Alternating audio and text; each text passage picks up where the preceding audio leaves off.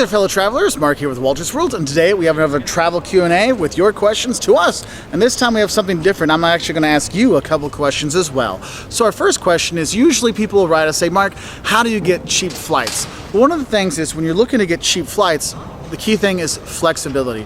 Make sure you have a rough idea when you want to go, but be flexible with your times and dates, because if you have that, it gives you a lot more options. Because if you're flying in November or October or March, you can get tickets for literally 30 to 40% less than if you're going to be flying in July and August. So that's one of the key things, is being flexible with your time, flying in the off seasons.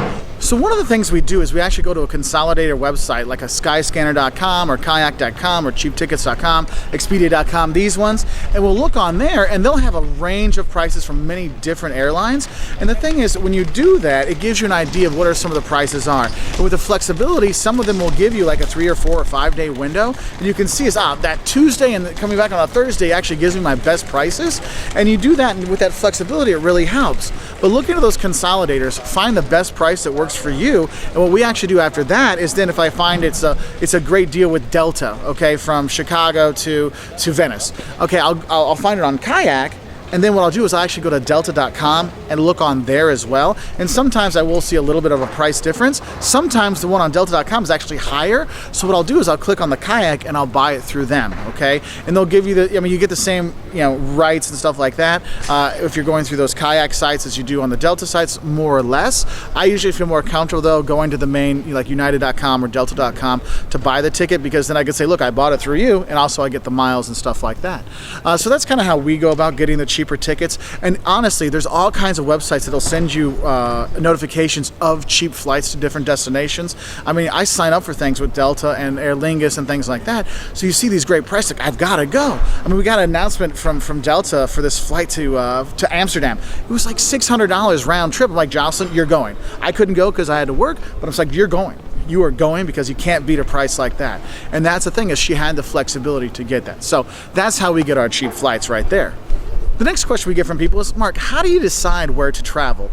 Well, part of it is actually our fans. We ask our fans, hey, where would you like us to go? And we've been up in Iceland and Costa Rica and Peru and stuff like that, where our fans want us to go. And us, when we decide where we want to travel, actually one of our biggest influences is, where are our friends? We like to go travel where our friends live, because we have been doing this for like 20 years, traveling around the world and stuff like this. And so now what we really enjoy is going to see our friends. I'm here in Venice now, but we're staying in Vicenza with my best friend and doing things with them. And then we're going to go meet friends in Germany and in Prague to have some beers with them. And the friendship side of all of our travels, where we've met people around the world, they actually drive us to go places. We went to Brazil to go stay with a family I stayed with when I was in college and saw them, and it is this really thing. So that's one of the big things that drives us, is going to see our friends, okay? So our fans, our friends, and then of course we look for places that we think are going to be fun for us as a culture, for parents, but also fun for our kids. And that's one of the things, you end up in the Icelands and the Costa Ricas, because there's a lot of fun kid things to do. So that's kind of how we kind of decide where to go. Now, I have a couple of questions for you.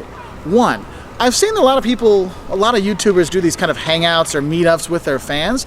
Would a meetup be something interesting for you as our fans, for us to do? Because we're traveling a lot, and so maybe we can set up something in, Prague, or we can set up something in Madrid or Lima or wherever. But what I want to know is that something that you as a fan would do, is to go see a place or go visit us to say hi for an hour or two someplace and have a beer or something like that? Or is it, hey, don't worry about it, Mark, I'll just watch you online? So please comment below and give us an idea of having kind of a meetup with our fans. Would be something cool to do, a few of them around the world. Thank you for asking the questions, and thank you for answering the questions. If you want to learn more, we have tons of other travel Q&A videos online. We have a whole playlist with it. So we want to say thank you, and we'll see you later. Ciao from Venice.